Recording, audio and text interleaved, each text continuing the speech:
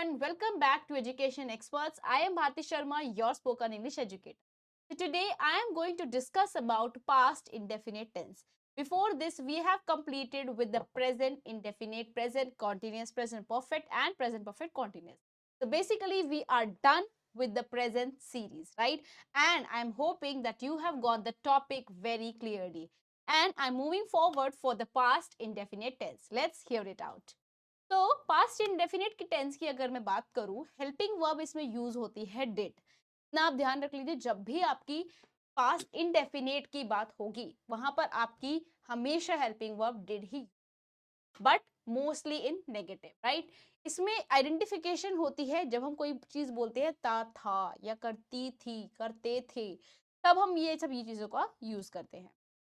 आप समझते हैं इसके यूजेस को। सबसे पहले अगर मैं बात करूं, इसका यूज आता है for completed action in the past. जब एक्शन पूरी तरह से कंप्लीटेड हो चुका है पास्ट में, तब हम इसका यूज करते हैं। कैसे? I went to Delhi yesterday, मैं कल दिल्ली गया। हाँ, तो वो एक्शन कल हो चुका है, कंप्लीट हो चुका है, ठीक है। तो we are talking about for the completed action that has completed in the past only. Next one we have is to describe series of completed action. जब हम एक पूरी बात करते हैं एक सीरीज की, जब वो चीज कंप्लीट हो जाती है, एक्शन हो जाता है कंप्लीट पास्ट में, तो हम इसका यूज करते हैं। जैसे I met my friend, talked for an hour, ate some fast food and then back to home. मतलब मैं ये सारी कहानी बता रही हूँ। फॉर एग्जाम्पल, आप मेरे से पूछ रहे हो कि यार व्हाट हैपेंड, क्या हुआ था कल, कल कहाँ गए थे, किससे मिले थे। तो मैंने आपको बहुत शॉर्ट में, बहुत सिंपल तरीके से बता दिया यार, nothing much, but I just met my friend. I met my friend, not have just. We will be using I met my friend. I met my friend, talked for an hour, ate some fast food, and then back to home. Simple. That's what I did yesterday. So, this is how you can say the whole sentence. This is the crux that you can tell, right? Next one is for habits in the past. जब हम बात करते हैं habits की जो आपकी past में हुआ करती, तब भी हम किसका यूज करते हैं? पास्ट का। I played tip cat when I was a child. मैं टिप कैट खेला करती थी जब मैं छोटी बच्ची। ठीक है, तो टिप कैट क्या होता है ये आपको मुझे बताना होगा, ठीक है। चलिए, next one is we use it for single period with time expression. I talked on call for 2 hours। I talked on call for 2 hours, right. तो यहाँ पर मैंने एक एक्सप्रेशन, टाइम का एक्सप्रेशन दे दिया कि मैंने कितनी देर बात करी, 2 घंटे, राइट। तो इस तरीके से हम क्या यूज कर सकते हैं? Past indefinite tense. And don't forget to tell me what meaning of tip cat, and it's the most famous game and I'm sure everybody has played, right? So let's move forward. All right, now let's understand its signal words. तो जब भी हम बात करते हैं yesterday, कल, last month, पिछले महीने, लास्ट ईयर, पिछला साल, पिछली रात, पिछला हफ्ता, यानी सब कुछ पास्ट में, राइट। जो कुछ भी पास्ट में हो चुका है उससे रिलेटेड कोई भी बात होगी, वो किस में यूज होगी? पास्ट इंडेफिनिट टेंस में। क्लियर? नेक्स्ट वन इज, दो नोट हैं इसकी, बहुत अच्छे से समझ लीजिएगा। पहली बात तो ये पॉजिटिव सेंटेंसेस में, पास्ट इंडेफिनिट टेंस में आपका जो मेन वर्ब यूज होगा वो क्या होगा? वो होगा second form of the main. Clear? इतनी बात क्लियर है? Positive sentences second form of the.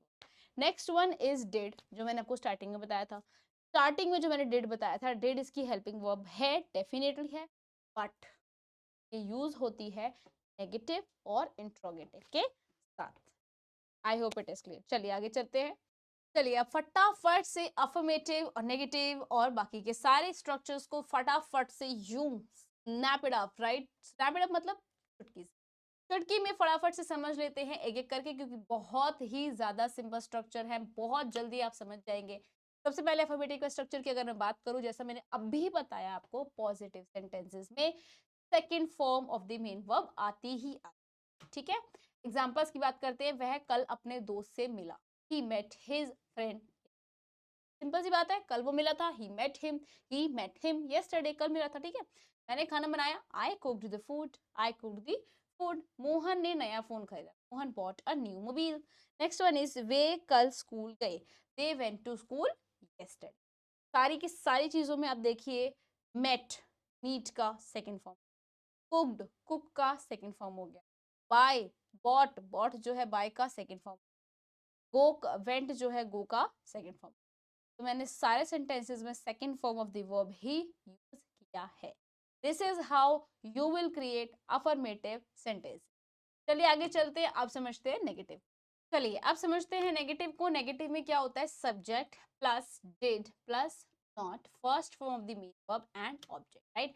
और इसकी कॉन्ट्रैक्शन फॉर्म हो जाती है did plus not, did not हो जाता है मिलके didn't, didn't, didn't. This is its contraction form, and you can speak that in only, you can use that in a speaking part only, you cannot use that in a writing. Clear? चलिए example देख लेते हैं। वह कल अपने दोस्त से नहीं मिला। he didn't, he didn't met his friend। मैंने खाना नहीं बनाया, I didn't cook the food। And Mohan ने नया फोन नहीं खरीदा, Mohan didn't buy the new phone। वे कल स्कूल नहीं गए, they didn't go to school। so this is how you can use negative sentence structure। चलिए अब बात करते हैं इंट्रोगेटिव की। इंट्रोगेटिव के टाइम पे मैंने क्या बताया आपको, हमेशा ही हेल्पिंग वर्ब सब्जेक्ट से पहले, वही एग्जैक्टली हम करेंगे। डिड को हमने आगे ले आए सब्जेक्ट के आगे, plus first form of the main verb. ये बात बहुत ज्यादा ध्यान में रखने वाली है। जब भी कभी भी हम डिड का यूज करेंगे, उसके साथ हमेशा ही हमेशा आपकी क्या आएगी, first form of the main verb आएगी ही आएगी। ठीक है, ये आपको ध्यान रखना ही पड़ेगा। ठीक है, चलिए आगे चलते हैं, एग्जांपल समझ लेते हैं। क्या वह कल अपने दोस्त से मिला? Did he meet his friend yesterday, did he meet his friend yesterday. क्या तुमने खाना बनाया था? You cook the food. क्या मोहन ने नया फोन खरीदा था? Did Mohan buy a new phone. क्या वे स्कूल गए थे? Did they go to school? This is how you are going to express interrogative sentence question. Clear? चलिए अब इंट्रोगेटिव नेगेटिव में कुछ भी नहीं है, सिर्फ नॉट ऐड कर दिया है, बाकी के सारे सेंटेंस स्ट्रक्चर्स बिल्कुल सेम है। Did he not meet his friend yesterday? Did you not cook the food? Did Mohan not buy a new phone? Did they not go to school? Exactly, बहुत ज्यादा सिंपल है ये। और इसी के साथ I am ending this video, hoping for you that you have understood past indefinite tense very clearly and very deep. So I'm going to meet you in my next video. Till then, have a good day, have a great day ahead, have a productive day, and stay connected, be happy.